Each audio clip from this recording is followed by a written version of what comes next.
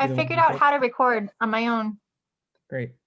I was literally just going to say that, and then I saw recording, so I guess we're good. I'm going to open up. Actually, I think I hit record too soon. I'll have to edit. I'm going to admit people from the waiting room. Great. You ready? Yep.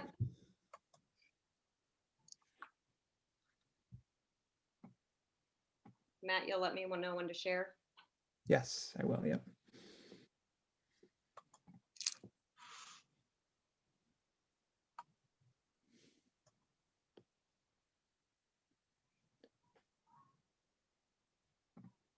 Welcome, everyone. Welcome to the conference. We'll get started in just a minute or two as we're getting some people here.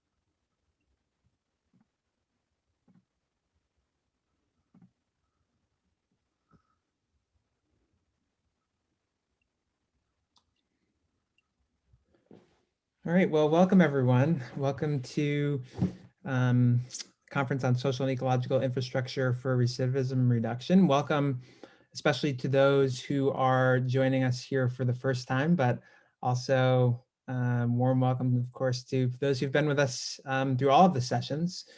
A quick reminder that many of the sessions have been recorded and are available in the conference page, which we'll be posting in a moment in the chat.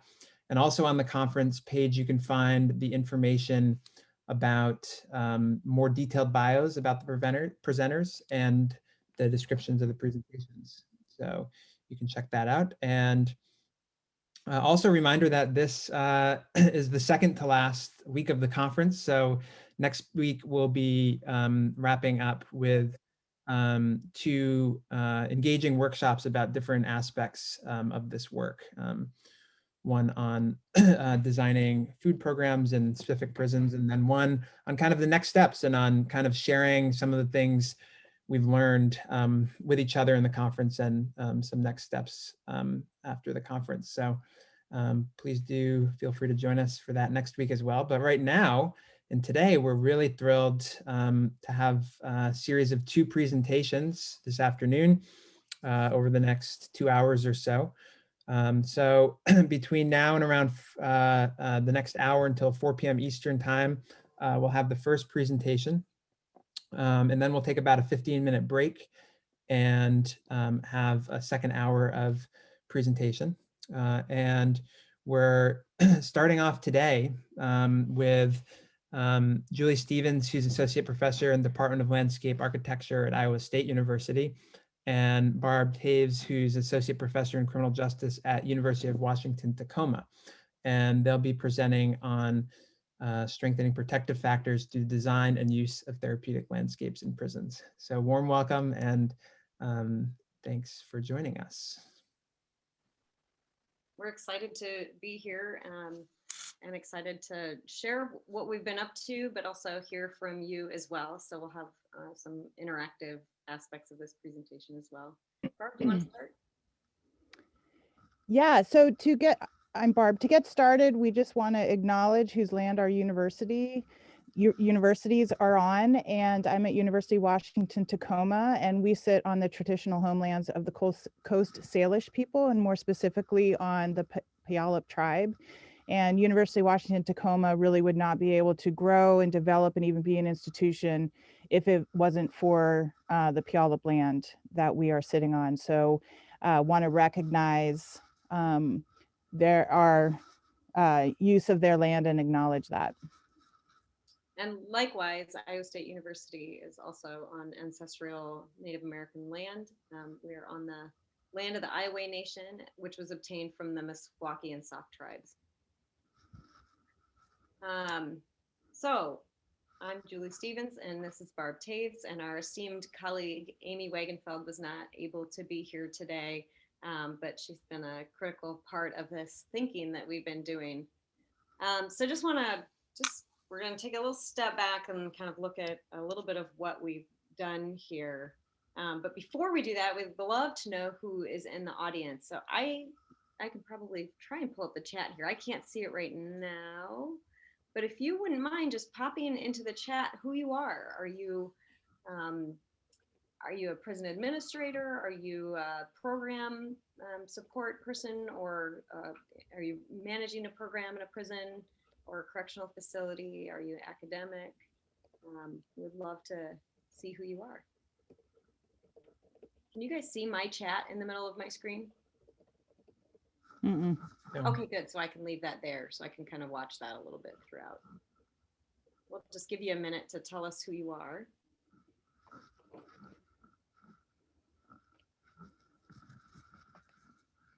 Don't be shy.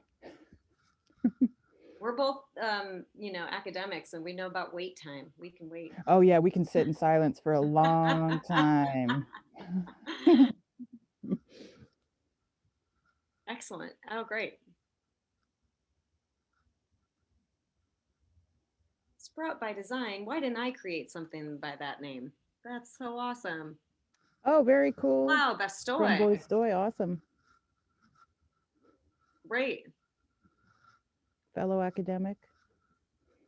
Excellent. Keep them coming. We know there's more people here. Excellent.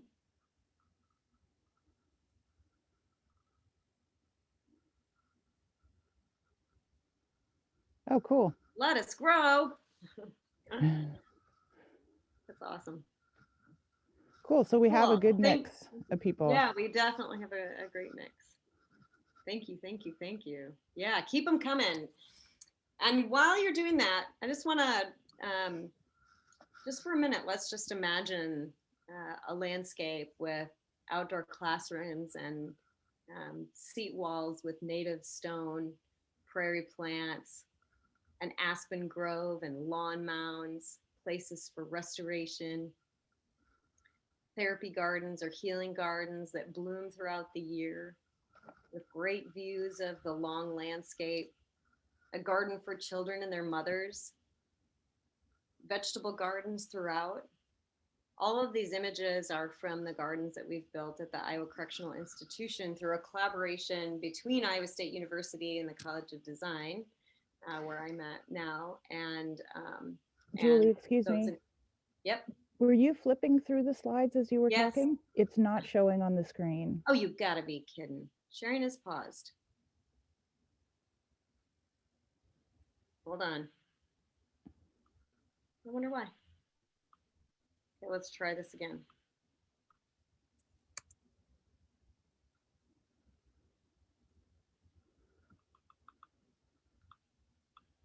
So were you able to see any of the slides flip? If you just To choose see to it. share them again, I think that you just were into one. You've got to try again. How's this? Okay. The dramatic fade. Okay, so now can you see my slides? Yes. Mhm. Okay, so Yes. I can't go through all that again. Seat walls, prairie plants, lawn mounds, aspen groves, therapeutic gardens, family gardens, production gardens. So this is all these gardens have been built through a collaboration between students at Iowa State University and incarcerated individuals at the Iowa Correctional Institution for Women. You can see them working together here. I love this image because it just shows all the collaboration and all the work that goes into building projects like this and designing really as a community. And all of this is really the work that we've done has been based in this understanding, both, you know, in our hearts and souls, but also in the research and literature, that our physical and mental well-being is absolutely contingent on our contact with nature. This is a quote from Stephen Keller, who many of you probably know, who really developed the biophilic design. So we talk about E.O. Wilson, advancing the idea of biophilia, that love of life and living things, and Stephen Keller advancing that theory as it sits and situated in the context of the design fields and primarily architecture. So we have a question here about, you know, how can time spent in nature and gardens, looking at nature and garden spaces and working in nature and garden spaces really enhance critical protective factors that are shown to be linked to reduced recidivism? And this is the question that we're going to probe here today. Barb?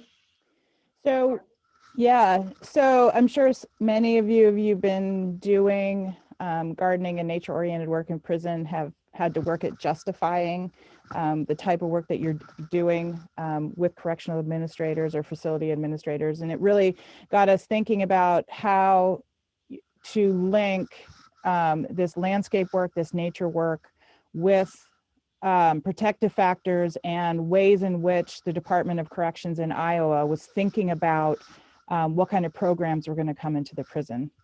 And so we started thinking about how do we connect the work that we're doing in the women's prison, particularly with protective factors that Iowa Department of Corrections was using for their own research, but then also in determining which programs came into it.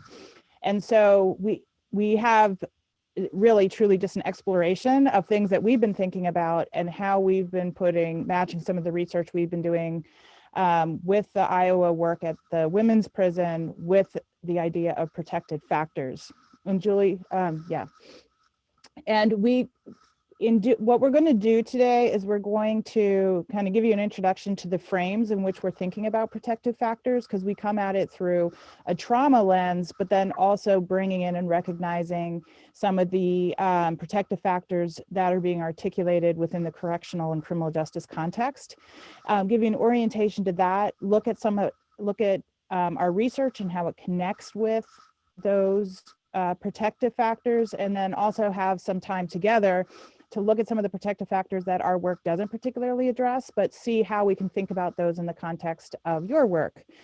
And we also want to take some time to look at how thinking about this work within the framing of protective factors, be it a trauma lens or be it a lens through which the Department of Corrections is looking at, can be really beneficial, but then also want to come to this question of how can it be really problematic as well. So we're hoping we can have a little conversation about that at the end, in addition to talking about any questions you guys have. So to get started, we want to lay out the frame of how we're thinking about trauma in relation to this, and then also protective factors that IDOC is using to then kind of create this package of protective factors. So Julie, I will turn it over to you. Yeah, so I'll talk just briefly about sort of this lens where we're looking at trauma, and many of you are probably familiar with ACEs, adverse childhood experiences. These next few images are actually from the Harvard Center on the Developing Child, which is a great resource for really thinking about how trauma and toxic stress affect people.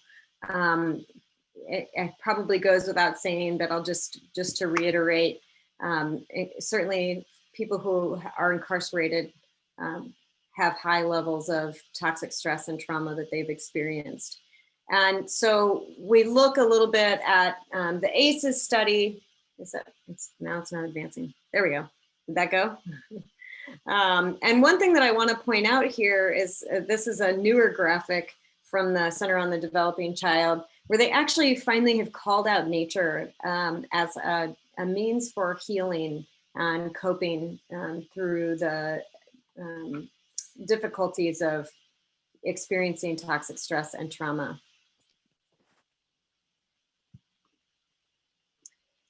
So the ACEs study, which was done by Falidi and Anda many, many years ago, I think back in the 80s, has been expanded. And so we're looking at adverse childhood experiences through a few different lenses. So the initial ACEs study looked at what you see under the root system here, looking at poverty, violence, lack of, well, actually they're sort of throughout, but they were looking at child abuse and neglect, and really more on the traumas that were experienced immediately in one's sort of physical environment, home environment.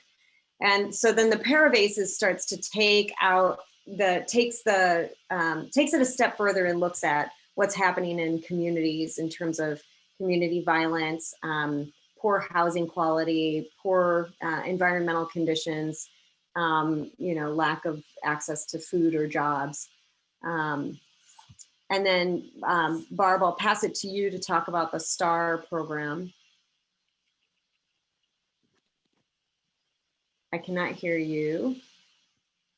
Barb, yeah. Yep, sorry. Just a couple other comments about ACEs. What research is showing is that people who are incarcerated do have a higher prevalence of adverse childhood events than people in the general population, and also have higher prevalence of post-traumatic stress disorder than people in the general population. And so this is a real issue that people are really starting to look at more intensely with people who are incarcerated. So it becomes a really important issue to be thinking about in the correctional context, particularly for women, which is the environment in which we are working at in Ohio.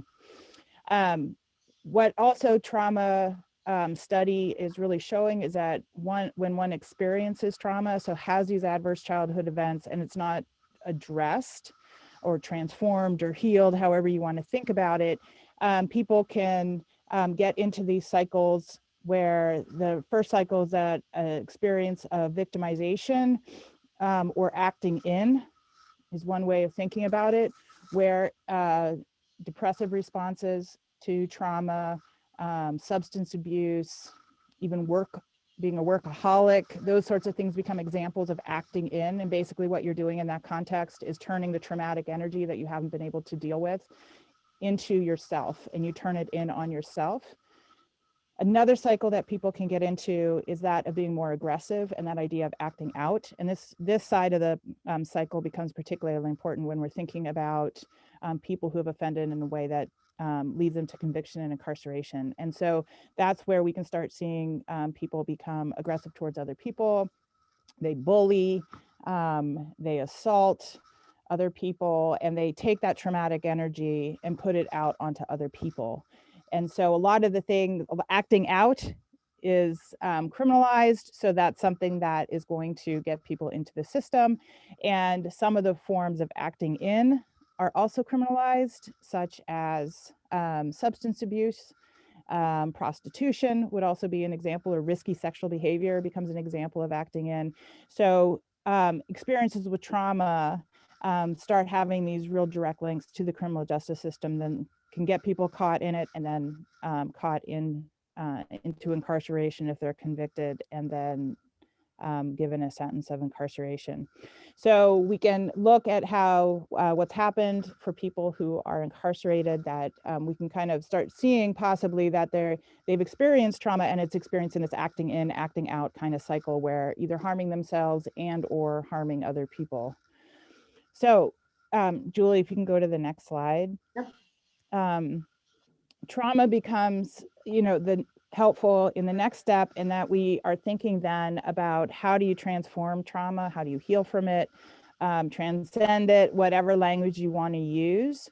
And for this particular model that I'm a student of, we talk about trauma transformation or trauma healing, and that in order to actually heal that trauma, you have to have something that's going to kick you out of that cycle of acting in and acting out. And that is definitely an experience of safety, that you have to feel safe to stop that cycle.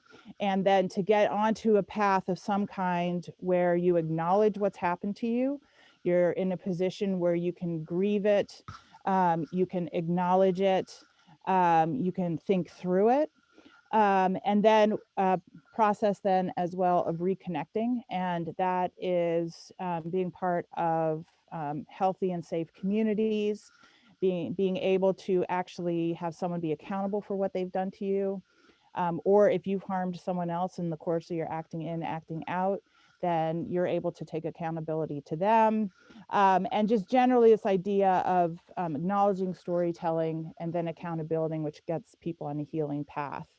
And this is where we start kind of having our foray into the protective factors, that this idea of trauma healing, whether we think about it through an ACEs lens or this model, the STAR model, of acting in, acting out, and trauma healing, that trauma healing and that safety becomes the idea of protective factors. So we're Julie and I and our colleague Amy are very much in this lens of trauma. That is really what's guiding our work. So it becomes really important for our thinking about it. So Julie, if you can go to the next slide. Because we've been working in the criminal justice system, we hear about protective factors and risk factors and started thinking about how do these go together. We're not experts on protective factors by any stretch of the imagination, and maybe some of you in the audience are. So we've been looking to other people to really think about how do we think about these things that are protective factors. And we know that there is a lot of research out there about it. And a lot of ways of defining it, but we have, here are just two samples of how people are thinking about protective factors, but they are those characteristics that people have that are biological, physiological, relational, environmental, cultural, that lower the likelihood that they're going to have a particular outcome. And so we were thinking about recidivism because that was a conference, also thinking about working through trauma as we're thinking about them. So if you want to go to the next one. So Iowa Department of Corrections, when they've been thinking about protective factors, they have been drawing on Saren's model. And what's here is from 2008, and this is what we received from Iowa DOC in maybe about 4 or 5 years ago. And since then, he's really developed this model to be a lot more elaborate, but we were particularly drawn to the protective factors in this model that the IDOC was concerned about. And it came up because they wanted to know how the work that Julie was doing in the women's prison was actually going to address these protective factors that are there on the right. Responsiveness to advice, pro-social identity, high expectation, cost and benefits, social supports, and social control. And it was kind of an aha moment as we were thinking about it, like, wow, some of our research actually might fit into some of these protective factors. But yet we saw it as more than that as well, because we brought the trauma lens with us. Julie? So we created primarily from looking at the Saren model, and then folding in Nadine Burke-Harris's protective factors.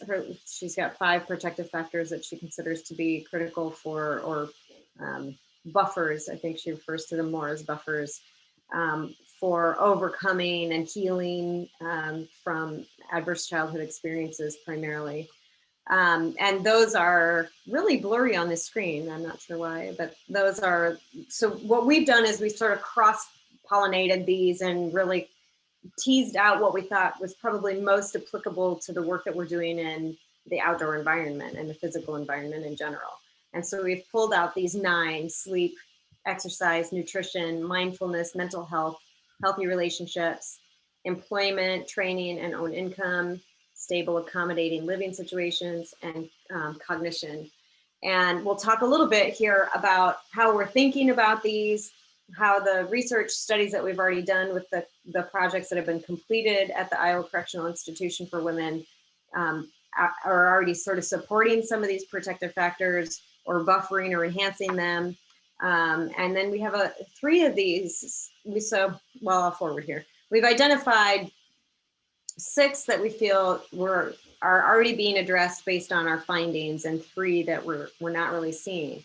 So what we want to do here is take these 9 protective factors that we've pulled out of the research, and then intersect them with these 3 modes of nature exposure. So those being actually being in a garden, nature space or garden, looking at a natural environment or a garden, and working with nature or a garden space.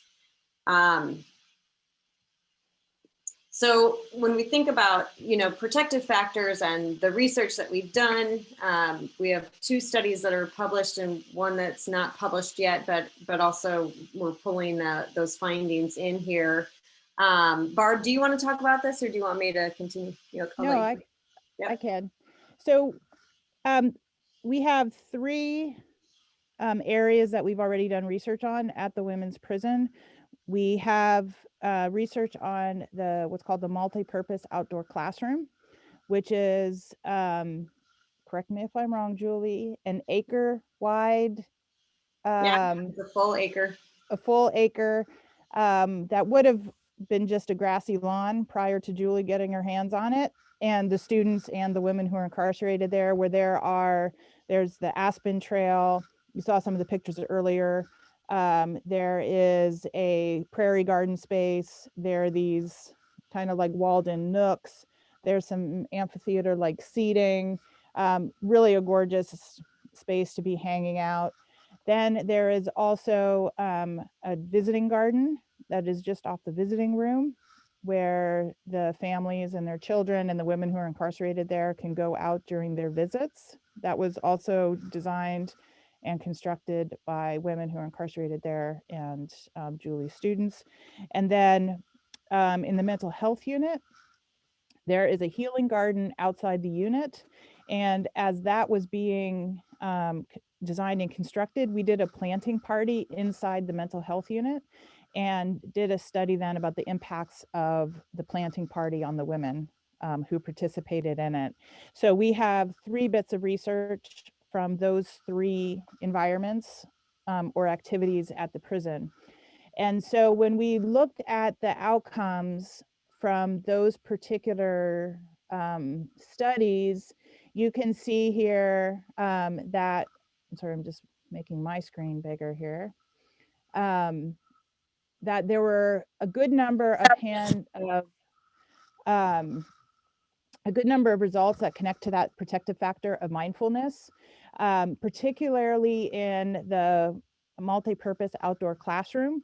When we asked women how they were using the space and what impact being in the space had on them, they talked a lot about its relaxing qualities, its calm qualities, how it made them feel successful, and just they could imagine a future, which we really kind of saw as being connected with that idea of mindfulness. Mental health, we see that in the multi-purpose outdoor classroom with women talking about how it just helped them feel better to be out in that environment, how they felt more energetic and just felt more whole.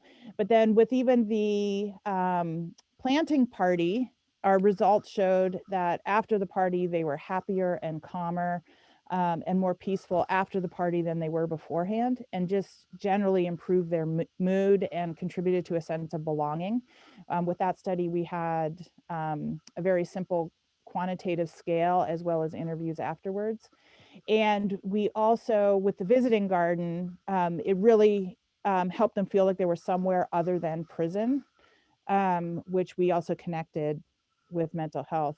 Exercise, with the visiting garden, with the qualitative interviews, everybody talked about how great it was to walk and to play and to be active out in this amazing space and outside of the visiting room and being able to be outside. They could also be creative. They could play with music. They could do all these different things. And even in the multi-purpose outdoor classroom, people would garden out there. If they were just hanging out, they might start weeding, so that just becomes a form of exercise. Next one.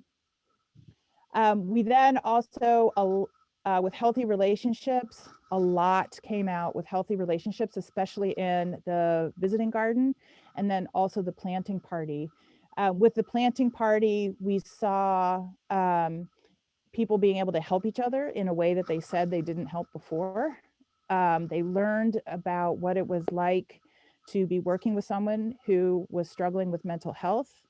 They also were more collaborative and less cranky with each other than they usually were, and they talked about that. And then the visiting room garden, I mean, definitely strong findings that being able to be in that outdoor space strengthened relationships and made for much better visits than when people were just sitting around in the visiting room. And then just a little bit cognition in a qualitative interview related to the visiting garden. One of the participants said it helps your brain to see something pretty instead of just something sterile and plain.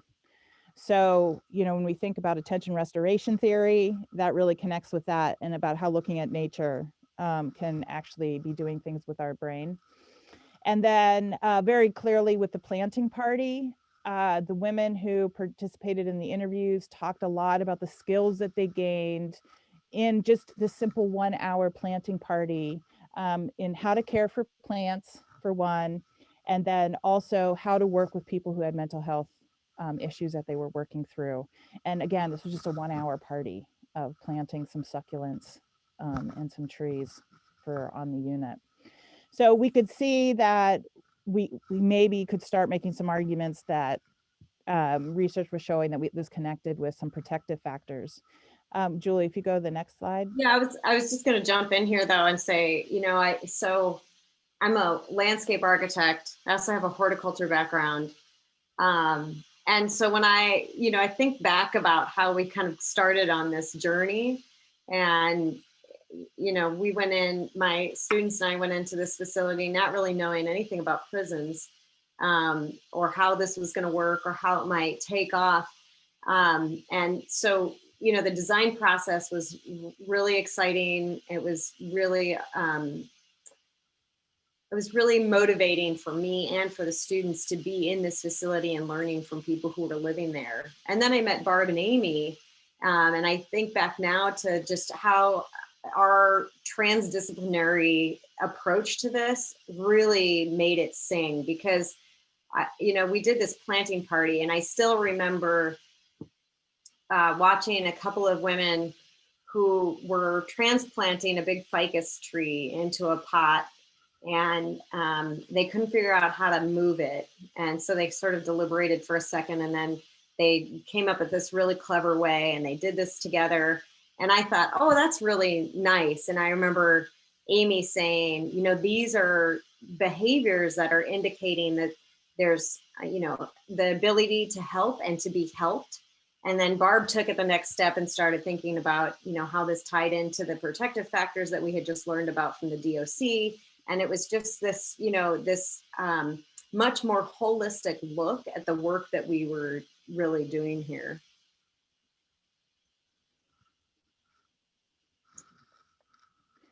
So there were 3 of those 9 protective factors that our research didn't have direct findings about, and that was nutrition. We didn't have any questions in any of our instruments at that. Sleep didn't come up in any way, and stable, accommodating, and living situations didn't come up. Now, it did come up in the sense that with the planting party, the women could keep the plants in their rooms, the little succulents that they planted in their rooms, and then the intention was that the ficus and the bigger plants would stay in the day room area. And they talked about how having the plants just in the space would make for a better living environment. But definitely in the protective factor, they're talking about the stable accommodations and living situations outside the context of incarceration, which we weren't addressing in any way in our research. So we thought it might be fun to see, kind of based on what we all know collectively about the natural environment because of our work and engagement with it, and what new insights you've gotten from other sessions that you've gone to in this conference, and then also your lived experiences. How might you understand or know the way nature might actually enhance these three protective factors. Julie? Yeah. So we also want to take this through this lens of any sort of nature exposure or gardening experience. And we do make these distinctions that aren't necessarily important for this exercise, but think about even just a view from a garden or a natural space, from your office, from your home, from a prison. Think about actually being in nature, even if you're passively in nature. Think about being active in nature, actually working in a garden space, growing, tending to something, nurturing a plant.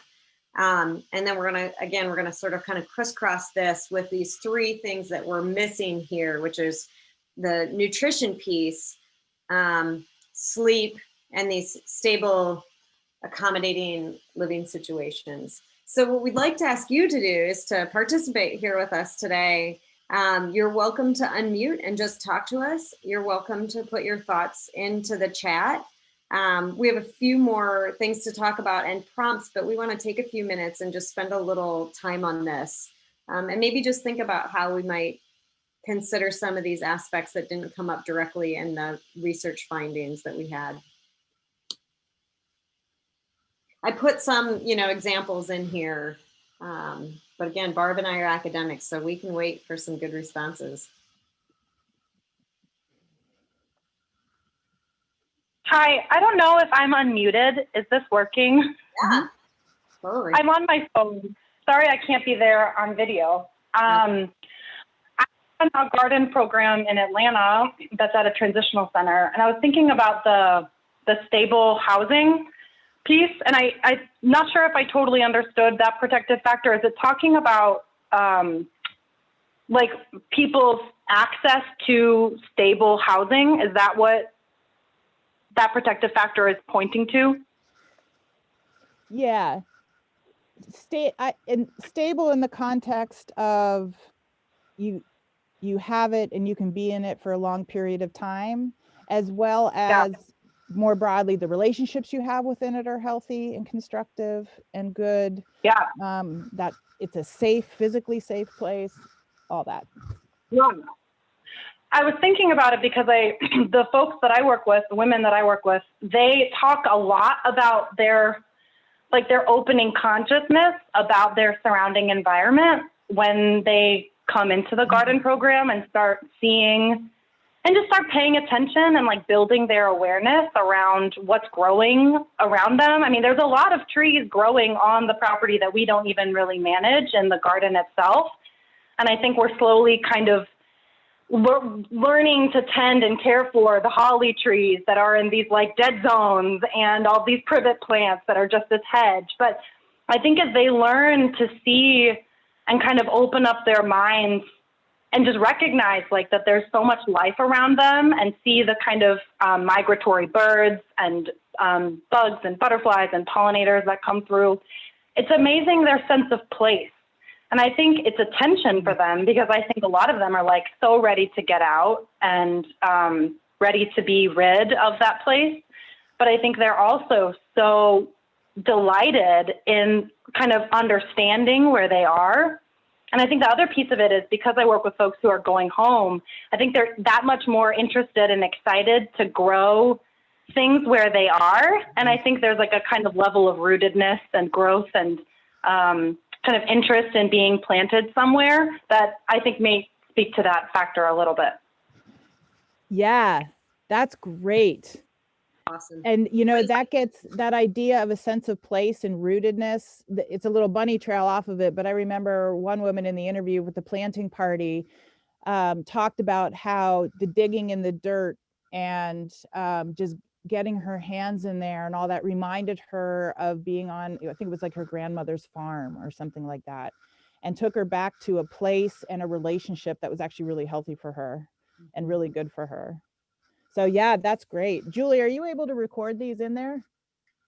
Right now I'm just, no, I'm not. I wasn't Okay. I'm just jotting notes down right now. No problem. And then go ahead. Sorry. This also made me think of just like urban heat islands and the potential benefits that having green spaces and public parks can have in mitigating those urban heat islands and just making these living situations that much more comfortable. I think has a lot to do with just like having like basic, like healthy and comfortable living situation. Great. Mhm. And I don't come out of landscape architecture planning or anything. So can I just make sure I understand, a heat island is just where places are so hot because there's so much cement and all that around it and no trees to provide shade? Is that right? Pretty much, yeah. And Okay. yeah. Okay. And the reason I clarify that, just a personal story that connects. I lived in a house in Lancaster, Pennsylvania, with a roommate I didn't like, and Lancaster gets super duper hot and humid in the summer, like a lot of East Coast places. And I'm a generally chill, not violent person, but just from the heat, I was ready to just seriously beat up my roommate. And I often think about people who are in prisons that don't have air conditioning and how that must be just a really terrible place to be living. So I think that's really great. You got to have that comfort. Well, Yeah. yeah, and they, you know, a lot of prison yards are just on concrete. Mhm. I wanted to bring up a couple of things that that I thought of in relation to this nutrition and sleep. One thing I noticed, I work in a jail, and a women's unit was brought into that jail in the second year that I've been working here. And I noticed that when I invited anyone to come to the garden in that women's unit, about 70% of the women just wanted to lay in the grass. And so I decided that rather than trying to continually push people to work or like read a document, it would be better to run a garden meditation class. And that has worked out really well. Someone donated a book called The Meditative Gardener, and the responses back were just that people feel so much more relaxed, and also I tell them up front, if you fall asleep, this is okay. You know, this is a good time to relax. And you know, sometimes it was like 6 out of 10 people were just asleep on a yoga mat in the grass when I would look up from the book. And that was really wonderful. And then secondarily for me, in part of designing programming, I've tried to get at least one unit where I can get the same group of people outside multiple days a week. And then in their garden, specifically design it so there's just so much raw edible food. So when they come outside, they can just be eating produce from, you know, June to October. And that really, you know, for some of them, it changes their nutritional intake because they're willing to eat handfuls of raw vegetables. I've done no data around it, but you know, some people will just spend half of the time they're outside eating food for 3 or 4 months. Thanks. That's great. When I think about how those skills and attitudes then may carry them when they go home, you know. Mhm.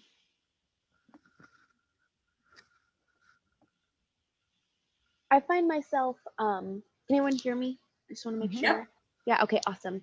I find myself, as I'm looking at the work you're doing inside the system, and I see your example on community building skills, and I think too of so many urban areas having community gardens, and I think that a protective factor, as you all mentioned, is having those healthy relationships, and so to be able to transfer some of those skills learned right in a prison facility of tending a garden, of loving an outdoor space, and then on the outside take that to a community garden space, and to have knowledge and confidence in themselves as they go in transition and develop new relationships, I think is a very, I think one of the most important skills, especially as the pandemic kind of shown us all how much community matters, and being able to be in community with others is so important. That's great. Thank you for that. I'm just thinking about what what Anthea, I think it was Anthea who was just speaking. I don't know if I've got that right, but You got it. Yeah, it's a hard name. It's Anthea. Anthea, thank you. It's interesting because I was just sitting here thinking about when I was looking at the protective factor around nutrition, I was thinking about how often in my experience, we hear folks who are currently incarcerated planning for their garden when they release. And I love hearing that dreaming, but I've found it hard to know how to nurture that consistently for everyone, because not everyone has a garden space that they can return to. But what you were just saying, Anthea, about connecting with community gardens really resonates with me, because maybe it's partially about doing that dreaming, but also thinking about ways to connect with your local community garden. Because if you don't have those resources yourself, maybe there is a community garden in your area that makes that more possible. So I really like that idea, because I was trying to figure out how to make this transition, because it is the coolest thing to watch people planning for and communicating with their families about what that garden's going to look like when they get out. That's awesome, Kelly. We had a little dream scheme that never really came to fruition, and maybe it would have if we wouldn't be all in lockdown mode. But we had this sort of dream plan that we would have. There's one of the advantages that we have here in Iowa is we have a lot of horizontal space. We know that's not true in all carceral settings, but we have a lot of space. So we had designated part of the garden for individual plots, like a community garden would be set up. So there would be a communal space. All the gardens currently, I don't remember, maybe we were up to 4 or 5 acres of production space, not including the therapeutic spaces. And we were going to take a piece of the gardens and actually plot out individual spaces so that people could, opt in, design it themselves, plant what they wanted to plant. But then also, if they wanted to have a link to family, we would provide garden plants similar to what, so for example, let's say mom wants to do this with her 10-year-old daughter. She could design her plot. She and her daughter could design their plot at home together. We would provide the plants and the seeds for her daughter, and then they would keep like a garden journal together. So they would have that connection, and they could talk about what was working and what wasn't. And oh no, I forgot to water, and now things are looking, aren't looking great, or I have an insect issue or whatever. So it was a little bit of a complex model, but I think it actually holds a lot of possibility. So we have some time for discussion, Julie. Should we move on? Yeah, yep. I'm not very good. I'm not a very good timekeeper, my students. So like you said earlier, this is something that we're just exploring with, how to connect the work that we do and the outcomes that we get with protective factors, which is one way that the correctional system is looking at recidivism and things like that. And so, just wanted to put it out there about how this kind of framing may be useful for one, but then also how it could be problematic. And I know there's a couple questions that Julie was going to follow up with in the chat. So I guess just a couple of minutes, is there anything that you would find useful in this where there's some utility in pushing it out further and doing something with this?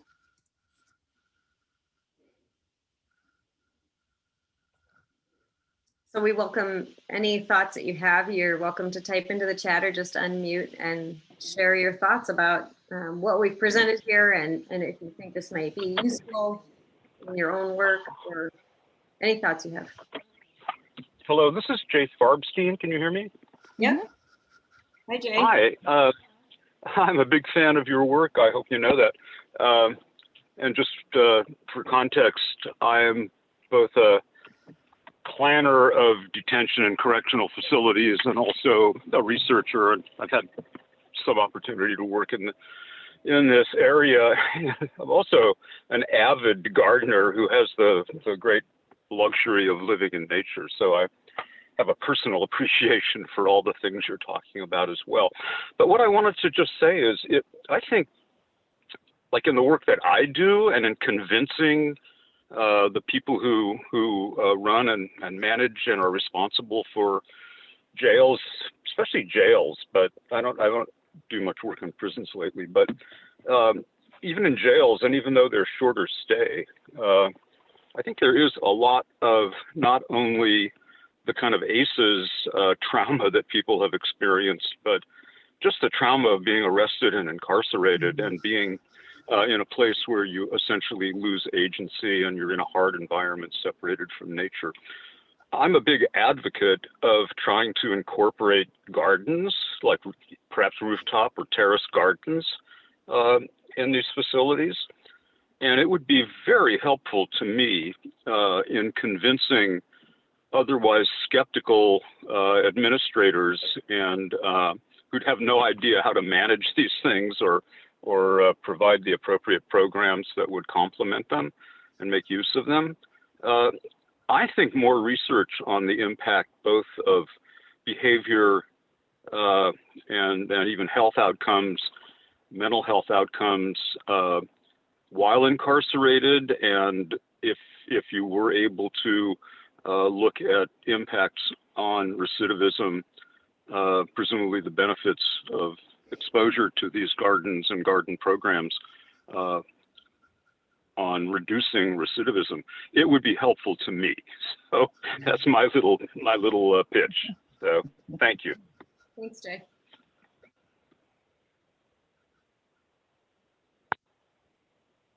Other thoughts?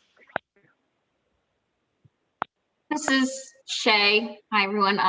Thanks, Julie and Barb. I love your work. Is very inspiring. And I'll second what Jay said. I think so I work at Pennsylvania Department of Conservation and Natural Resources, and we've been in conversations with our Department of Corrections just on lawn conversion and incorporating meadows and maybe planting trees and fruit orchards. And yeah, I think by using your research, whether it can be attributed to, the recidivism and also the mental health benefits and behavioral, and helping them see how it can be integrated into their existing programs. Like, they have psychological evaluation and counseling, but letting them see that this can be a component of it. So I think what you're doing is already very helpful. And so I hope to take a lot of this back already, but I just want to second, I think what Jay said, if that would all be very helpful. Jay, where are you working at? So I told Barb, I live in Lancaster, Pennsylvania, actually. So I work out of Harrisburg, but I work statewide. I do a workforce development program currently in natural resource conservation at a couple state facilities. So we've been able to implement some of these programs because they're workforce development programs, but I want to find out how to start to incorporate, let them see the health benefits that such programs have. Yep. Is that Jay? Jay, I think you're unmuted. We can hear you. That's great. So you're coming at it from the natural resource side, not from the workforce development side. Well, personally, I'm interested in, kind of the restorative elements and the health benefits, but to be able to implement such a program, it is a workforce development, but we're climbing trees and doing tree identification. So it is workforce development, but I'm personally interested. Yeah, and I asked for that clarification because workforce development has had a rocky existence at ICIW, to say the least. And we had tried to work some of what we were doing, kind of aligning some of our shared goals. And I wrote a lot of letters of recommendation, even though it's illegal in the state of Iowa to write letters of recommendation for incarcerated individuals. Don't ask me why. I just thought, well, I can do one better. I know just about everybody in the green industry across the state, from greenhouses to natural resources but that was a real black hole in what we were trying to accomplish. which is, I think, a testament to an individual, the contributions an individual can make. If you have somebody, you know, that wants to make it work, you can, right? Yeah. Yes. So Julie, I had a follow-up question. How did you connect with Iowa DOC, or like, did you approach them and say, I have this idea? And okay, can you explain that a little bit? How do you make inroads? Yeah, and I can say from experience with other, you know, other collaborative projects with communities and vulnerable communities, it's always best when they come to you, but that doesn't always have to be the case. But they were building a new $90 million prison, sort of had a, maybe forgot that there was a 90-acre campus involved in the construction of the whole space. And quite frankly, I think they were looking for really cheap or free services from the university. So it turned out to be a real win-win and an, you know, 8 or 9 year collaboration that was actually well funded. But it started out as, you know, something less ambitious than that. Okay, we should move to the next question, Barb. Sure. We're also curious how this framing can be problematic. Julie and I, even just in the year and a half or so since we submitted the abstract for this, have had some things that don't feel so good about using the idea of protective factors and linking our work with that. And we'd love to hear if any of you have that kind of nagging that maybe there's something problematic with looking through this lens. And we're happy to talk a little bit about what we're feeling, but we'd love to hear from you first.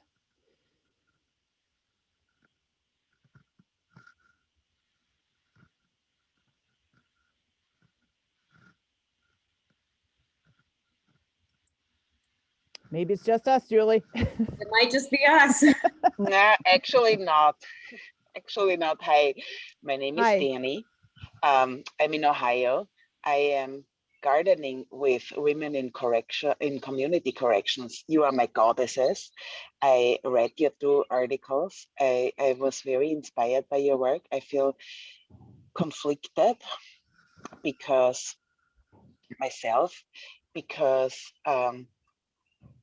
sometimes I feel like along the lines of reformist reform, I am helping to make corrections better. Basically, I'm beautifying the prison industrial complex, and community corrections facilities are also part of that.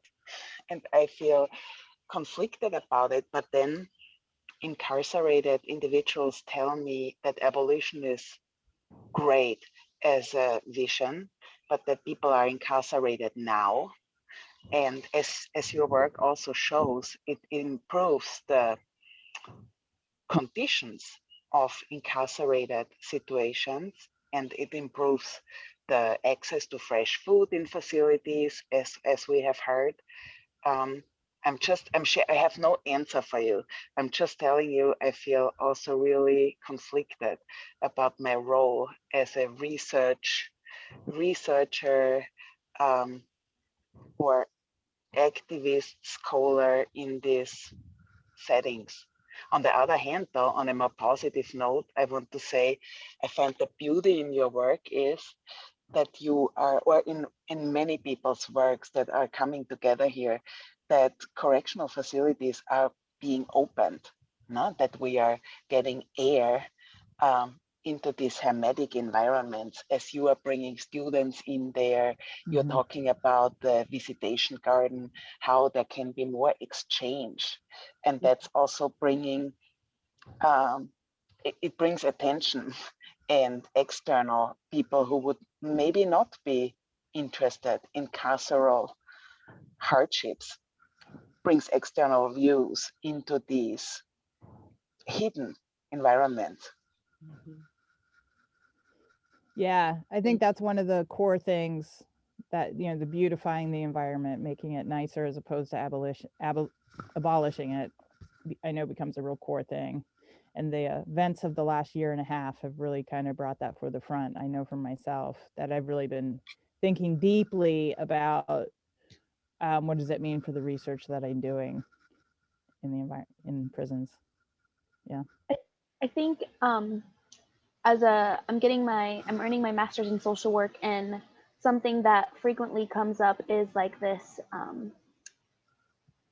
seeming dichotomy with micro versus macro practice, and I think that is, Barb, and you too, Julie, just kind of almost like what you're getting at, or maybe it's similar to perhaps, but the idea, there's an analogy that like people downriver are pulling bodies out of the river, and sometimes all of our focus is pulling the bodies from the river, whereas we need to be upstream stopping from people falling or being pushed, or whatever analogy you want to use, to being put into the river. Mhm. And yet there are still bodies in the river, right? So there is still this idea that we still need to be helping those. And yes, of course, attention needs to be paid, and energy and resources on this idea of abolition, and yet, like Danny said, there are still people incarcerated right now. And that idea that if they are feeling like this is worth it, and they are wanting these programs, and they are wanting the attention and resources devoted to them, that is still very worthwhile as well. Mhm. Thank you. Yeah. Absolutely. We are at time. So thank you very much for being here and talking with us about this and letting us show you what we've been thinking about. I'll put my email in the chat. Thank you, Matt. Can you hear me? Yes. Yeah, perfect. Okay. Thank you, Matt and Annie, for inviting me to this conference. It's been wonderful so far, and I look forward to both the rest of today and for next week. So I want to start my presentation with a few quotes. This is from a New York Times article of 2019. And Delilah, a 13-year-old daughter of an incarcerated woman, says, "The guards would say no touching. We'd have to sit on opposite sides. It was really hard for me to understand." And Miss Garcia, a grandmother raising her granddaughter while her daughter is in prison, said, "Everybody else at school has their mom." So prison nursery programs were quite common up until the 1950s. But by the early 1970s, every state except New York had closed their nursery programs due to the cost and lack of need. Babies were now placed with family members, as you saw, often grandmothers, grandparents taking care of the children. In the 1990s, with the increase in incarceration of women and the growing recognition of the family bond, has led to an increase of programs. And by 2009, 9 states had prison nursery programs in operation or under development. And an estimated 62% of incarcerated women in state prisons have children younger than 18, and 50% of those are under the age of 9. 64% of incarcerated mothers reported living with their children just prior to their imprisonment. And an estimated 105,000 children have a parent in prison or in jail just in New York State alone. Nationally, it's approximately 10 million children that have experienced parental incarceration at some point in their lives. So I find these kind of staggering numbers, obviously affecting both the mother, the child, and the extended family, as I've illustrated with those quotes.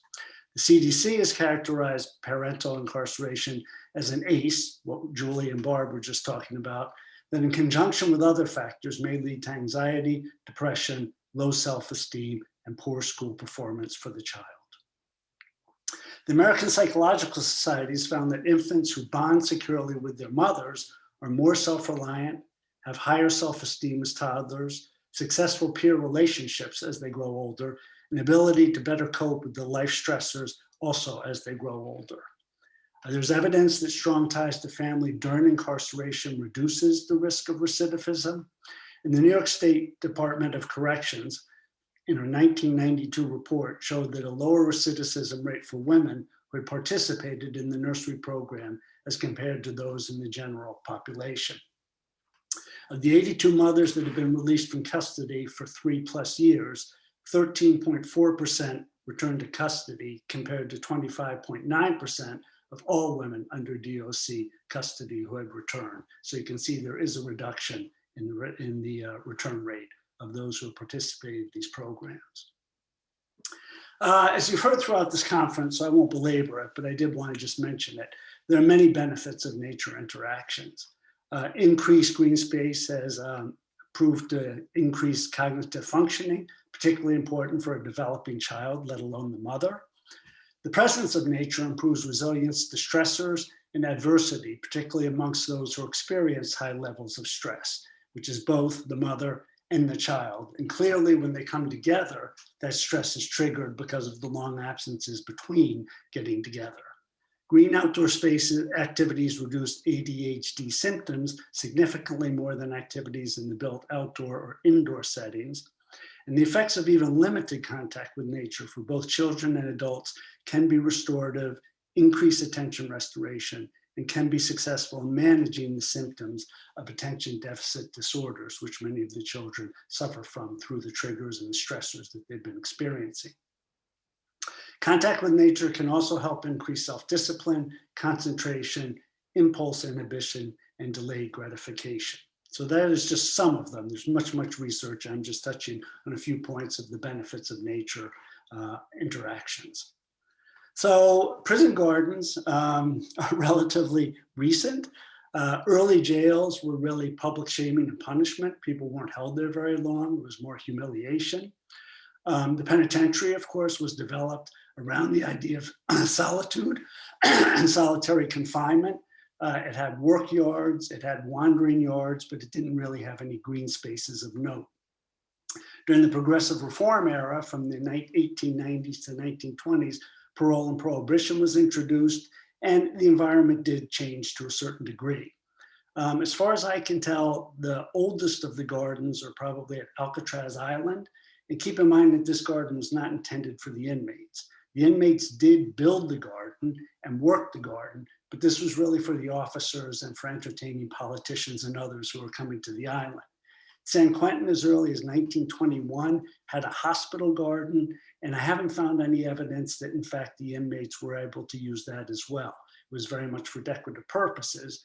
And as the last image on the lower right, as you can see, Marquette Prison in Michigan, it actually became tourism.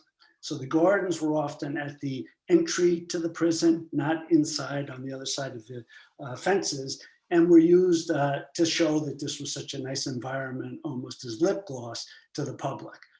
This is actually a postcard that was created, so you could go tour these gardens, Victorian sort of looking gardens, and send them back to your family and say you had arrived at this place. This started to change, and to me, one of the groundbreaking was, as you're probably well aware of, was Rikers Garden, the garden at Rikers Island. This was by the New York Horticultural Society. James Giler was one of the original developers of that garden. He wrote a book called Doing Time in the Garden, which is about that. And this was really intended to be for the inmates, by the inmates, and for their physical and mental well-being. Other examples are the Flower Garden at San Quentin Prison. This has been long established. And the Sustainability Project, which is in my state, Washington, has done numerous programs within the Washington State correctional system. There's many more examples. That's just a few. Europe actually has had gardens longer in the sense of their access to inmates and probably a more robust system of gardening, particularly in the UK. Many gardens have many of the inmates have actually built gardens at the Chelsea Flower Show and won the top awards. These are just some examples. I think the second one from your left is interesting. It was an exercise yard and has now been converted into a garden. Maybe the most profound ones, and we're still a ways away from them in my opinion, are the ones that you find in Scandinavia. And Halden Prison is sort of the benchmark for that, but there are other examples within Scandinavia. It actually has a children's garden. So this is for when the families come to visit, the kids have stuff to do instead of just sitting in a visiting room, as you can tell, which is pretty unbearable, at least in the United States. I doubt it's a whole lot better in Norway. And then they also have a forest garden. And essentially, this was built in a forest and many of the trees were left so that the grounds of the prison are very much of a forest typology. And the inmates are allowed to use portions of it. So this project was done through a program that was developed at the University of Washington. That's a design build program. So students actually go to places, work with the community, and develop the project. We've worked around the world, as you can see, and also domestically. It's a project where we do participatory community design. So we work with the participants. We consider them the experts of their environment and the experts of their need, and therefore they dictate what and how we will do it. The program was initiated in 1996. We've done over 50 projects throughout the world, and it's offered every year in Seattle as a capstone studio and frequently as a study abroad or a domestic service project, as the one I'm going to show you was done. Typically, we spend 10 weeks. We're in a quarter system, so that's the academic model. It can be as little as 2 weeks, and the project I'm going to show you was done in 2 weeks. That was basically because they didn't want us any longer in the facility, more than 2 weeks. We have done projects domestically in the New York area. This is the first one that I did. This is called Incarnation Children's Center. It was done in 2002, and it was the first foster home for kids with AIDS. When we were there, it was actually pretty much a hospice. There were no medicines for the kids, so most of the prognoses were that they weren't going to live very long. Most of their parents were either dead or in prison or addicted to drugs. Most of them were raised by the grandparents, and the grandparents just couldn't cope anymore, so they're put into this facility. We proceeded to create a garden. This is in the upper east side, way up east side, Manhattan. And it was a very, very small site. And we worked with the children and worked with the staff and created this garden. It was really a park at their home because the stigma of going to a park was so severe that the kids just didn't feel comfortable leaving the premises. So this was a way to recreate some of the important features of a childhood: play, development, exploration, curiosity, in their own setting where they wouldn't have to leave, unfortunately. We've also done projects for homeless families in transition. This is called Monica Spirit Village here in Seattle. Many of these people had come out of jail or prison and weren't able to find housing. So they were living on the streets, and this was a place where they got skill sets, employment skill sets, family care skill sets, so that they could move into their own housing down the road. And then in Croatia, we worked and lived in a psychiatric hospital that did have a forensic wing where people were sentenced here by the judge. Instead of going to prison, they went to the hospital. Ironically, this hospital was built by the Italians as officers' quarters for a concentration camp on the island of Rab, where many partisans and some Jews were sent, and many died in. So we did a series of gardens. We lived in the facility some years, and we lived across the street from the facility on some occasions. And the idea of an immersive setting and immersive experience is really critical for the design build process, so that they really understand the daily routines. This obviously isn't really possible in prison, or I haven't found it to be possible in prison. So we have to use a truncated model of this. But these are some of the results of what we've done.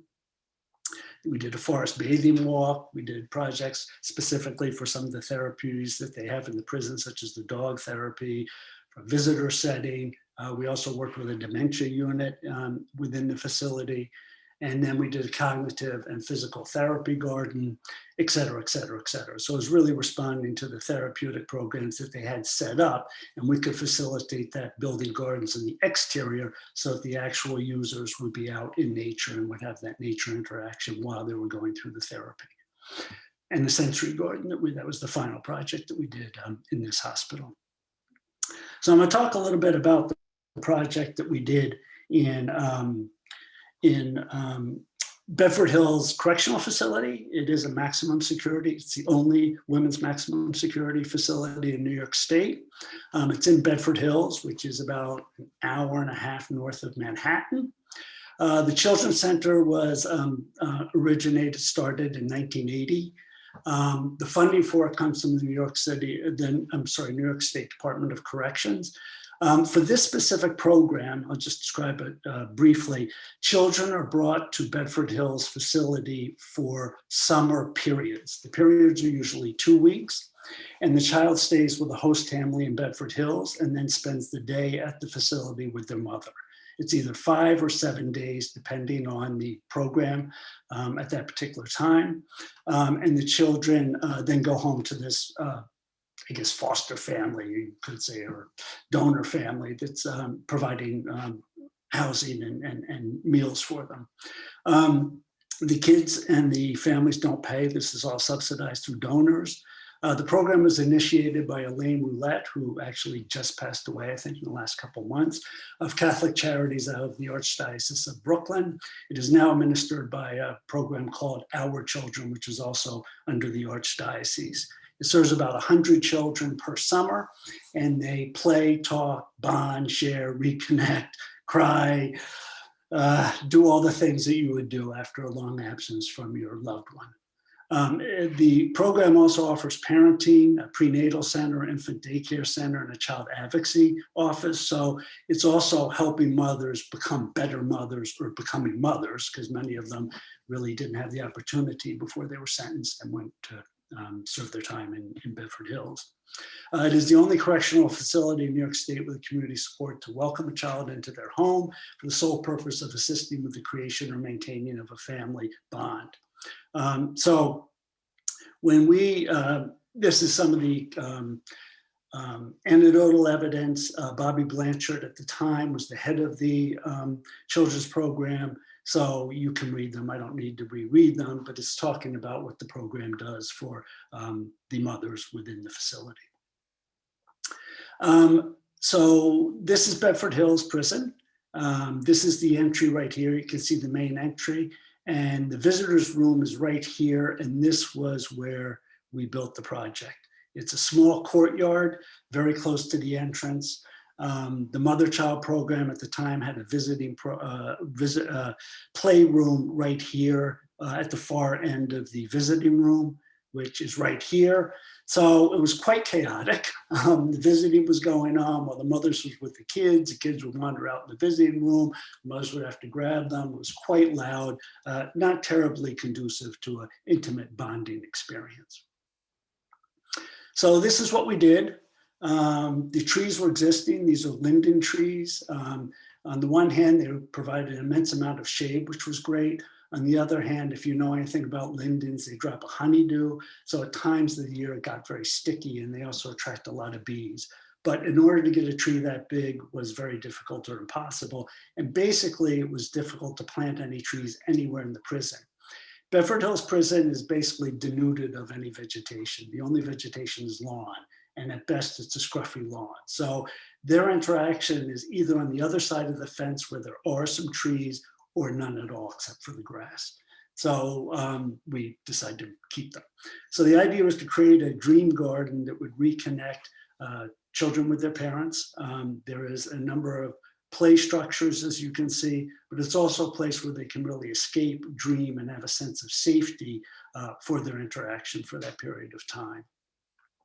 We were able to create some sense of privacy, I'll bet, not real privacy, but the idea was to try to create zones where parents and kids would have some quiet space and have some visual screening, certainly not blockage, but screening, where they could feel that they weren't completely watched and monitored, even though there was a correctional officer within the garden at all times.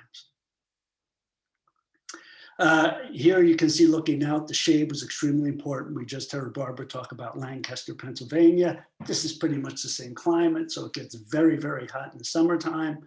You can see also that this is the visitors room.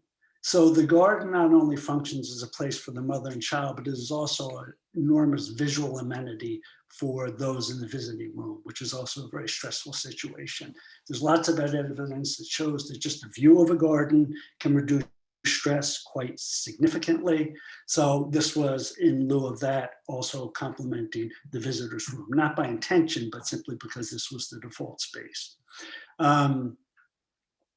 As you can see, we tried to create places of intimacy. So by defining the swings were pergolas, these are bench swings, you sort of create your own sense of a space, of a domain of ownership. The swings I use a lot. And I know it sounds crazy, but to me, they calm just the movement itself. It's almost like swimming.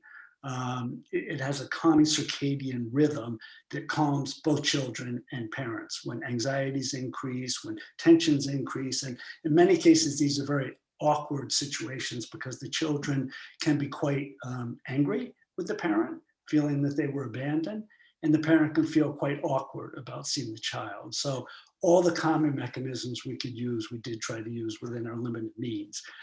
These are surrounded by planters. We had to be careful about the vegetation for all the obvious things you've heard about in these type of facilities, but we're also able to use a lot of perennials and create these pollinator gardens that have a lot of sensory stimulation, but also attract a lot of wildlife.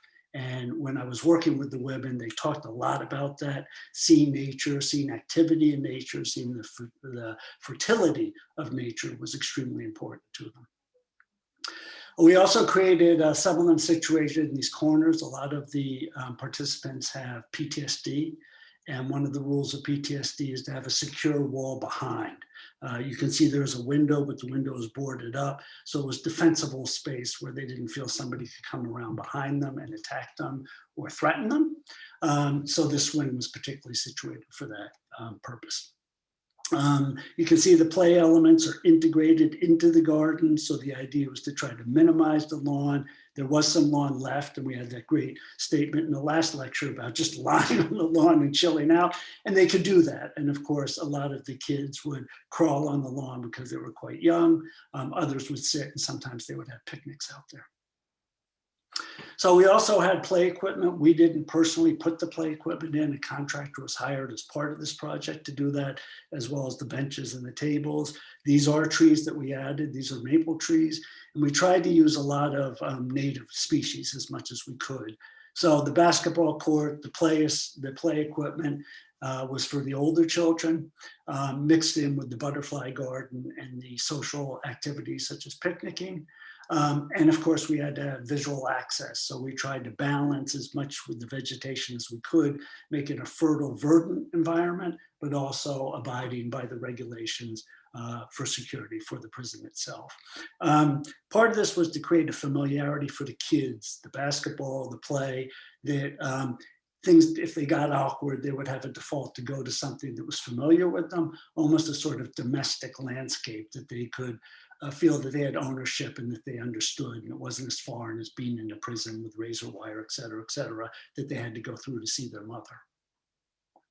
So as I said, we used mainly native species as much as possible. This was to both increase the ecology of the garden, to attract native insects, butterflies, and pollinators, and also for maintenance, that they're adapted to the climate, so the maintenance would be minimal, and that was certainly a concern of the facility. I should say, initially, when we were going to do this project, the plan was that the women would be working with us, and that all got canceled about 2 weeks before we arrived. They canceled access to power tools or any tools at all. So the women were not able to work with us on the project. The project was built in 2 weeks by myself and 4 students. So we got brought into the prison with all our tools, and then we had to take all our tools and leave every day. And that was a little erratic. We never quite knew when we were going to get in or how long it would take to get in. And then, of course, when we'd be let out, there had to be a guard on duty. We had a certain time, but that was a little erratic as well. Getting materials, et cetera, was certainly a big challenge, but one that we're able to overcome, but not without sort of bugging and harassing and making sure that it could all go down. So I'd like to conclude the presentation now and just sort of talk about some of the reflections and things that we learned. So the garden is really critical because it offers a diversity of spaces, obviously access to nature and to outdoor play. And none of these existed prior to the construction and implementation of this project. The access to nature reduces the high stresses associated with the circumstances and with the rarity of the visits. It's really critical that this be as quality beneficial or as qualitatively enhanced as it possibly can, because these are so rare. So the children in many cases may be coming from other states. So this may be the only time that the mother's seen the child that year. So we were trying to do everything we could that they could just roll right into it. And hopefully the stresses and the awkwardness could be overcome fairly quickly, so it could be a productive time spent. The garden offers the therapeutic amenity, as I said, to the visitor's room. There's shared play, intimacy, and family gathering that strengthen identification as a functional mother and increases the self-esteem of the mother and the children's sense of a positive childhood despite the environment. So obviously, many of the children have suffered the traumas that separation and the lifestyle that was led at the time prior to being incarcerated. And this really gives them a new sense of what their mother can be and is in many cases. And that's really critical to reestablish that trust, admiration, sense of care between both mother and child, both ways. There's evidence of recidivism reduction for mothers in the nursery and the family community programs is strong. However, more research is really needed, particularly around this program, which has yet to be done. The design build service programs offer important, affordable, yes, they're very affordable, and educational opportunities for the students that they actually got to be in a facility like this and meet some of the people in, which was eye-opening certainly for my students, resulting in the creation of directed gardens within correctional facilities. The politics of incarceration is a significant barrier to project implementation, requiring long concerted efforts by many people.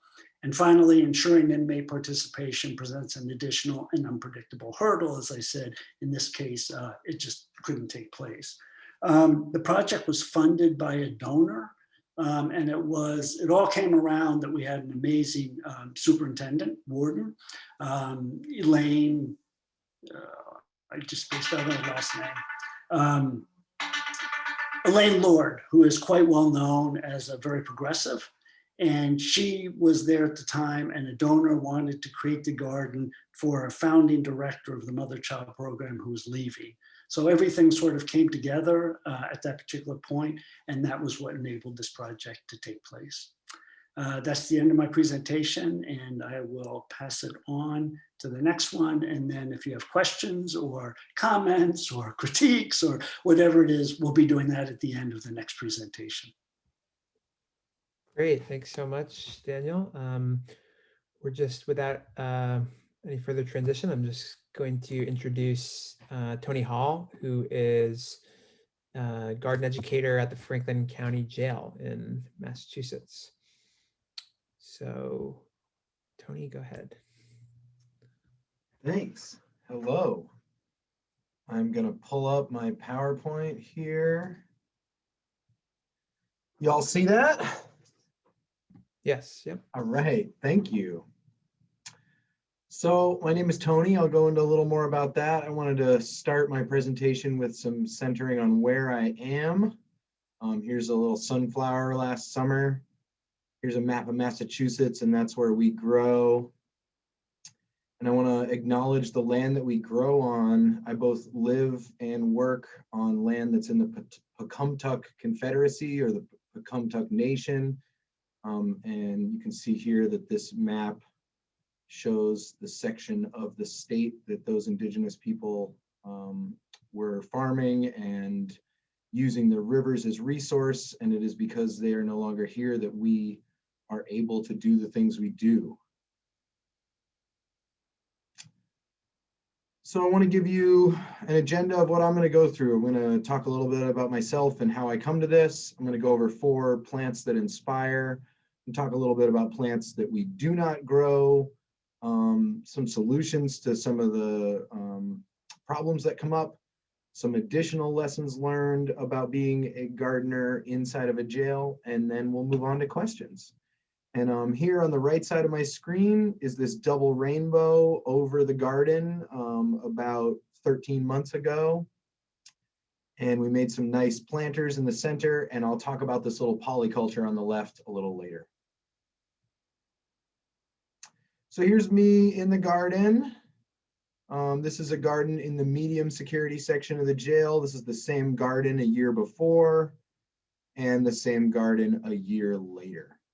You can see we have some strong tomato growth. So I'm going to go over 4 of the plants that I find to be really inspiring to some of the students that I work with. And I want to start with nasturtiums. So this is a close-up of some nasturtiums. They're a self-seeding annual. Both the leaf and the flower are edible. They present a taste that most people are unfamiliar with, and it's fun to eat flowers. And they are a plentiful crop. Once you've got them going, they will just go all summer long. We're not the only ones who like nasturtiums. Rabbits are my primary pests at the Franklin County Jail. I'm not allowed to trap them, and there's not a lot of predators. And so I work real hard to feed the rabbits some of the things we grow a lot of so that they don't eat the things that we value a little more. Another surprise to me was how popular the chamomile patches are in our gardens. In multiple ways, chamomile is popular. I have the opportunity to harvest crops, dehydrate them, and bring them back into nutrition and herbalism classes. So that's one of the reasons that chamomile is so valued in our program. Additionally, it's really easy to dry, and all these nice benefits. So I just want to talk a moment about growing chamomile. It comes up in itty bitty little plants. Thinning it is important, but once the plants have been established for about a month, you can get a nice field, and they come with a perpetual harvest. So the more we cut, the more we get. And like I said, chamomile is really easy to dry. You can basically cut off the top inch or 3 inches of the plant, pop it into a paper bag, let it sit for a week or so, and then move it to a plastic bag and store for up to a year, maybe 18 months. So sage has also been a really big hit in our gardens for multiple reasons. One reason is that it has these beautiful flowers. Another reason is that we're able to use it in herbalism class, both as a tea, as we make sage infused butter. People like to put sage into their mask in the past year because it makes your breath kind of nice. And additionally, it's a great plant as a companion because the rabbits don't really like it, so they don't want to run through it. And you can control its size really easily. And here in Massachusetts, it's a perennial, so it comes back every year. And a little bit about it growing growing it for yourself. It's best to either grow a cutting and make a clone, or buy something like you see in this picture, a small seedling. And that can grow to about 12 inches tall, taking up a 12-inch footprint squared within 1 year. But also the seeds are wonderfully easy to save after the second year. They'll come after the flowers. And similar to the chamomile, you can just cut the dried flowers or the flowers once they've lost their color into a paper bag, let it sit, and even just wait until the next spring. There'll be seeds at the bottom of that bag if you shake it around a few times. And last, for me, as some of my favorite plants and plants that do really well in our garden is cucumbers. And one of the things I get as a response very frequently is that people have not seen, my students have not often seen the tremendous variety that cucumbers come in. And these two that I just put up, this is the Mexican sour gherkin on the left, often named cucamelon at farmers markets. You might hear that. And this one will just take over your garden if you let it, with these angel hair thin vines and tiny little leaves. Very fun to pop in your mouth. And then on the total other end of the spectrum, this is a cucumber called Suho Long, and it grows quite curvy and typically gets at least 12, sometimes up to 18 inches, while still remaining sweet and having a soft skin. We love growing this last year. Again, rabbits also like cucumbers. I still love rabbits, even though they're a problem for our garden. And these are some of the reasons that I find them to be so effective. So I really I try to grow in every garden, at least 70% of it is food that is raw edible. So when the students are out in the garden, they're immediately able to eat the food. One of the best things about cucumbers is that people are used to eating them raw without any dressing a lot of the time. And so the only kind of step out of their comfort zone is eating it outdoors out of their bare hand. They grow very plentifully. They're fun, different sizes and shapes. And then the big thing to me about the cucumbers, and this may be specific to my institution, but is that because the institution already serves cucumbers, and because I can grow so many of them in a small space, I can send maybe 20 pounds of cucumbers into the kitchen, and they will process them, and they will actually end up on the trays for the whole population, which, you know, work in quite a small institution comparatively. But unlike a lot of the other vegetables that we grow in the garden, the cucumber comes the same way from our garden as it comes from Cisco or from another massive distributor. So it doesn't present a new step for the kitchen. And integrating produce from the garden program into the kitchen is quite an obstacle in a lot of different spaces. I found that it was an obstacle that my predecessor in this role wasn't able to accomplish, and cucumbers have really been the go-to perfect solution to that obstacle. All right. So a little bit about how to grow cucumbers. They like to be direct seeded, but you can transplant them. They're one of the more, they need some gentle touch when you're transplanting. So because we typically don't transplant them until June, I try to give students a good number of opportunities to transplant before they move to transplanting cucumbers. Otherwise, we have really low returns. So we will typically transplant and also direct seed on the same day. Cucumbers like to produce in what I might call like a determinate pattern. So after a certain number of weeks, the plant will just stop producing and the plant will stay alive, but it won't have any more cucumbers. So for me, I like to plant them every 2 weeks for about 6 weeks. That way we're harvesting until the plants actually die from cold or slow their production down. And then last but not least, I like to plant cucumbers in polycultures with other plants that grow similar colored flowers, typically in the same time period or slightly beforehand, in order to attract the high up in the sky pollinators to come down and pollinate the cucumbers, and also to kind of keep them in the cucumber rows. So I've listed here some varieties of flower that you can find in yellow. And then here I got to zoom in on that picture I showed you in the first slide. And I want to show you that we've got the cucumber flower, the cucumber leaf, a marigold, and a cosmo. And so these marigolds are a little more orange than yellow, but you can see the flower color between these two is exactly the same. And for those who are unfamiliar with cucumber vine, this is what it looks like. And so we're using, you can see this tomato stake in the background. It's just a 6 foot tall wooden stake that's about 1 inch square. And then we just use twine. And these were the approved forms of trellises for the institution that I work in. There are better options that farmers use, but this is what the system, the security apparatus likes me to use. So last about cucumbers, why to trellis them? I took this right from getbusygardening.com, but these are all opinions that I agree with. The biggest thing is that it's easier to harvest, you get more cucumbers, and they grow a little nicer because gravity is pulling them down, so they don't do as much of the curving. Also, the disease pressure is lower because of the better airflow. And I like to show people about trellising so that when they go home to do their own gardening, they're familiar with the timetable for making a trellis as well as the multiple values. And here is one of my biggest cucumber harvests from last year. This cart is about 24 inches by, I want to say about 3 feet.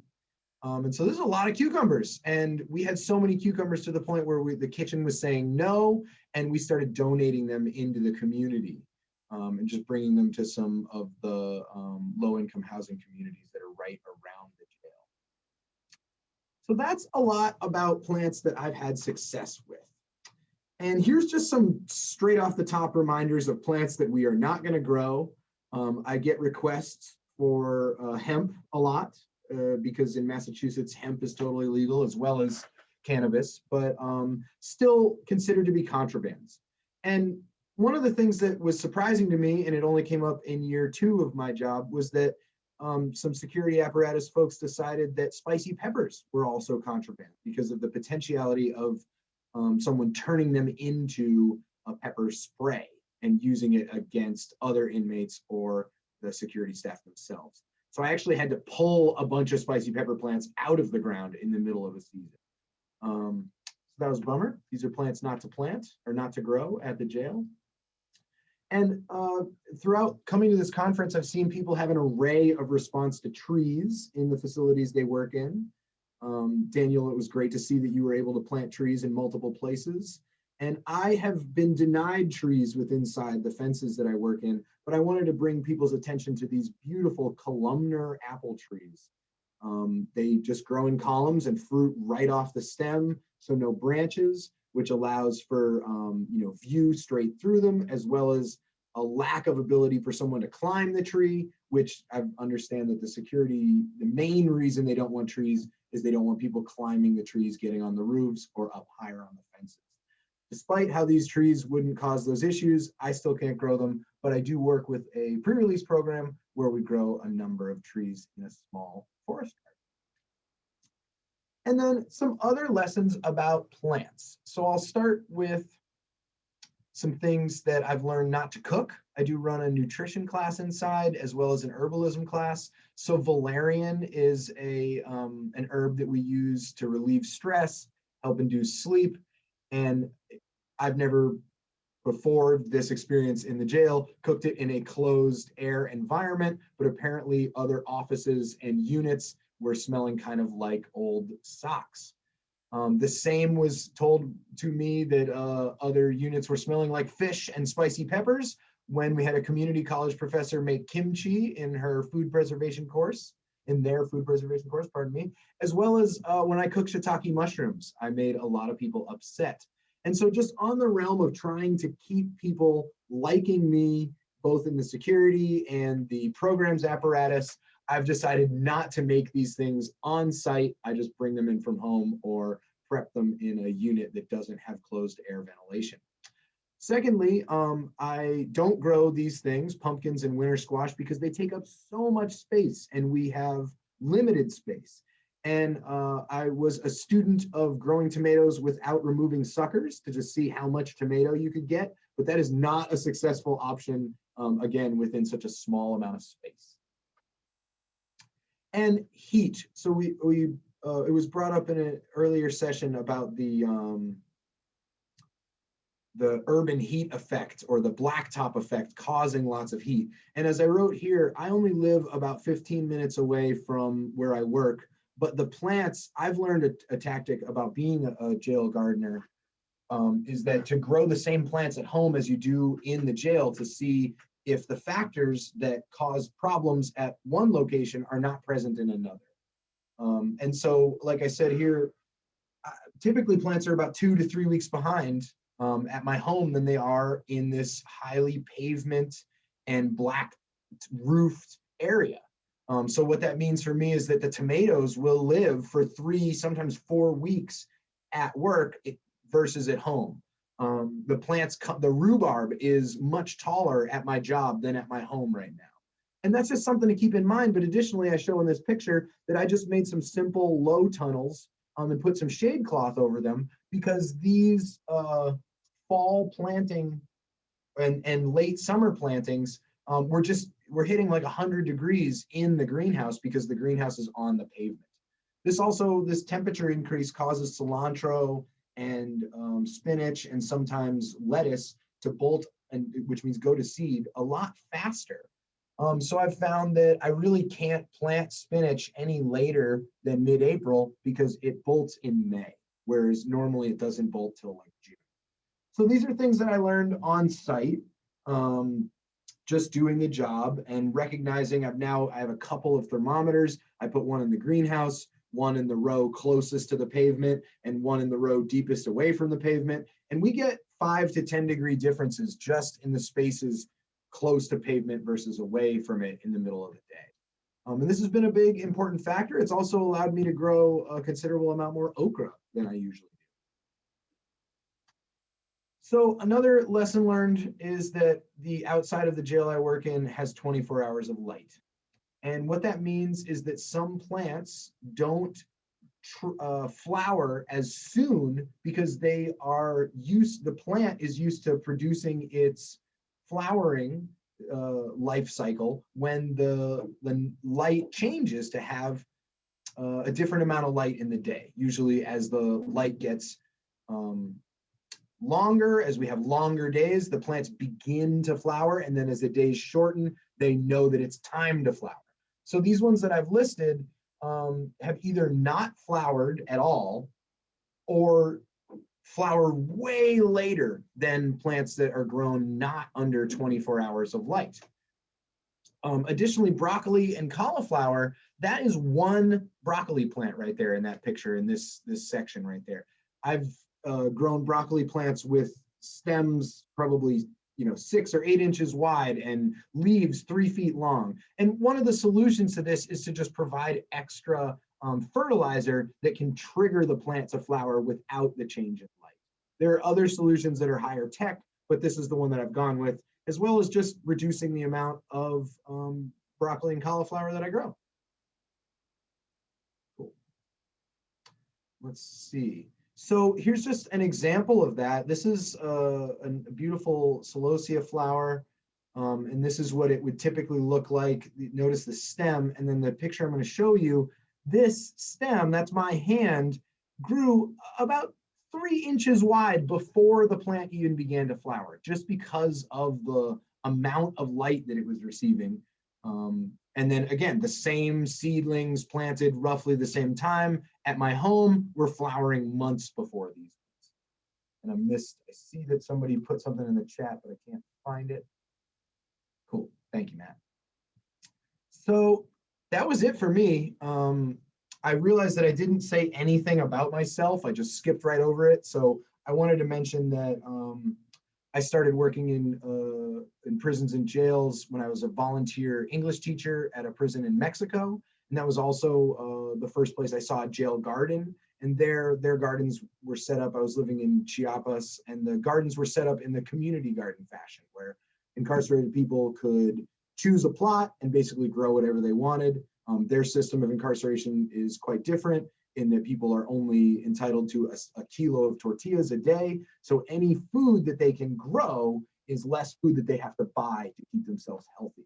So that was quite a lesson in the power of gardening and in teaching in a prison.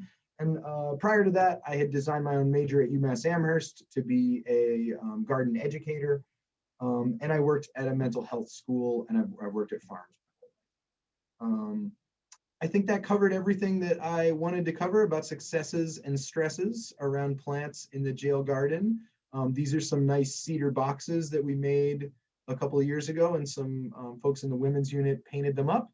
And I was just going to leave this picture up for question time, unless anyone else has another idea.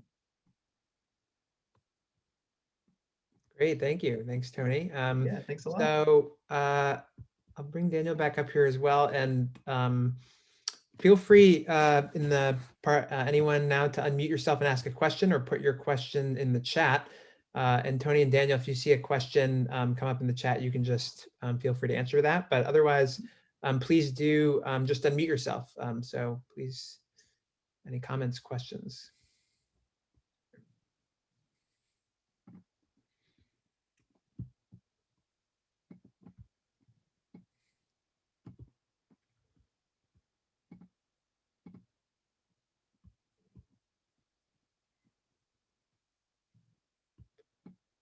Also, if you have, I should say, if you have comments or questions for each other, that's also welcome as well, of course.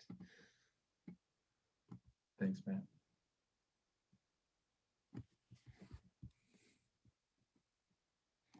Erica, we can't hear you even though you're unmuted. Oh, really? Now you're audible. I heard, oh, really? Okay. There you are. Okay, great. Tony, we met earlier in a different conversation earlier in the conference, and I really wanted to compliment you on all the different observations you were making about plants, and just how nice that is that you could share that with the folks in your areas, like the light and just how things grow differently. I think that's really nice that you can share that, and it looks like a really great project, so I really commend you. And Daniel, also on the ability to plant trees and make that nice space for children. Really inspiring stuff. Thank you both. Thanks, Erica. Thank you.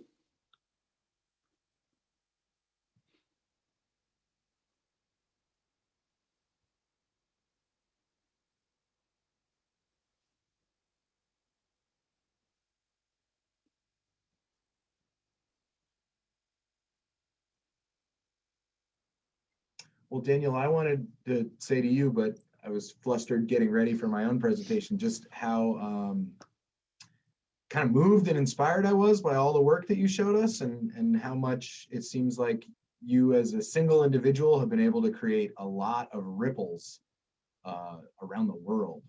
And that is really inspiring, because one of the things that kind of gets me down in my role is that I get to bring these wonderful opportunities to a pretty small number of people. And it just it looks like this is a career for you of taking and changing these places to bring a lot more health. So thanks and props for that. Well, thank you. I mean, I would say it's not me. There were partners in every one of these. And frankly, one of the most valuable partners I've had are the nuns. And the nuns are selfless and turned me on to both Incarnation and to Bedford Hills Prison with no strings attached. And that's kind of unusual. They brought me in, they opened the road, and then they pulled back and they let the process take place. Often that's not the case. People have objectives, they have hidden agendas, they have all the rest of it that goes on. The other thing is they have incredible credibility in the incarceration system. So going with somebody like the sister I went with automatically opened doors that in Washington have taken me years. I've been trying to do a project in Washington for over 5 years. I thought we were close, and then the pandemic came. And the second thing is the funding, is that the prisons very much don't want to spend their own money, because taxpayers see that as a use of funds that are benefiting people who are incarcerated, and politically most wardens, correctional administrators don't want to get involved in that. So, you know, having the funding to bring in is a critical part in getting these projects done. How do you fund your projects? Is it through capital budgets, or is it something that you bring to the table? Great question. So I'm currently sitting alone in an office next to the programs department of the Franklin County Jail. I'm a full-time employee, and most of the funding that goes to fund like my job and all of the infrastructure that I bring in comes from different grants.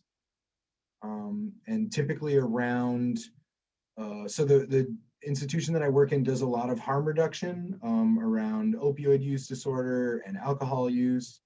And so I'm kind of like the outer spiral of that. We have a lot of clinical interventions and then some kind of lifestyle and health betterment stuff. So specifically way above me to know where the money comes from, I know that there are multiple grants and multiple people who work here who spend a lot of time researching and writing and accomplishing those grants to do things like this program, writing, yoga, meditation, those things, like you said, they're not coming right out of like necessarily the sheriff's office budget, but there is a person here whose job it is to find those grants and get them to continue this type of programming.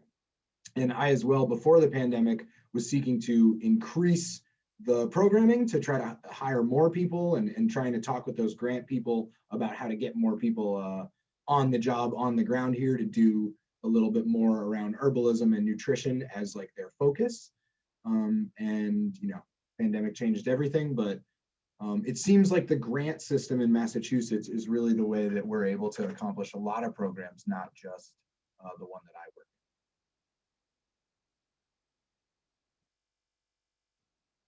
in. And I see maybe Kirk F here asked a question that in the chat, what % of the states have prison garden programs? Matt, maybe you can answer that, or maybe Daniel, you have an idea. I have no idea. Seems like a lot. And maybe I'll say, just from my own understanding, is that there is no unified network nationwide other than this conference of prison garden education. And every jail and prison operates under totally different circumstances at all the different levels that they operate at. Anybody else have any thoughts on that question?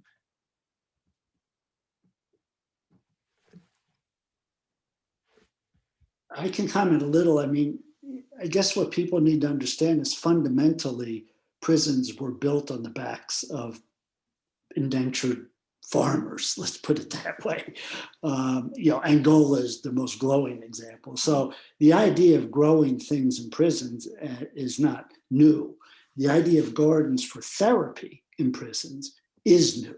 And as I explained before, it was used almost as a bait and switch that does not look great on the outside, therefore it's great on the inside to appease the public and their guilt over what was happening if they had such a thing.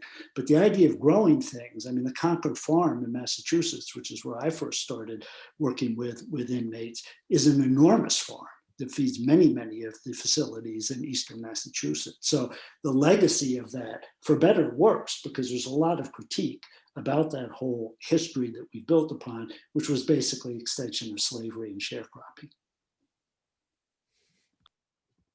Thanks, Damon. Great. All right. Well, if it looks like we have something in the chat. Every facility in Indiana has one, but the men and women are not allowed to eat anything they grow. It's all donated to local food banks. Great. If I could just comment on that one comment on the chat. We're trying to do a project here at the women's facility in Gig Harbor. And one thing they did point out was that fresh food is an enormously valuable source in the facility. And the fear was that it would cause a hierarchy of a black market, and also that so much of it would be taken that very little of it would actually get to the kitchen, which is a sad commentary on the nutrition that takes place, at least in that specific facility. If I can follow that up, we have a program here where people who are participating in like transitional programming have access to extra items, basically commissary items. And I asked if I could put produce into that list, and the same response came. If only some people have access to this fresh food, it will create this power dynamic. And my solution was to try to then create an alternate commissary that's only for garden produce, where things are like 50 cents to $1. And that program is kind of working itself out. Hopefully going to get approved before I start harvesting a lot. Specifically, oh wow, I see. You're saying you, Alicia. Yeah, wow, that's intense. All right, so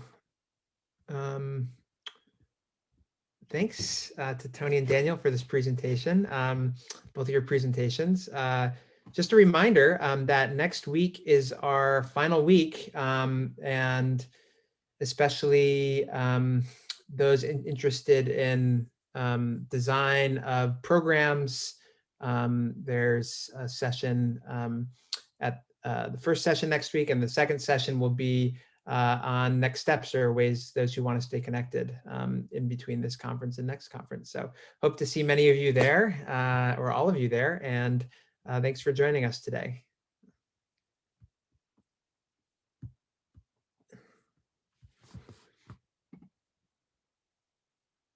Thanks, y'all.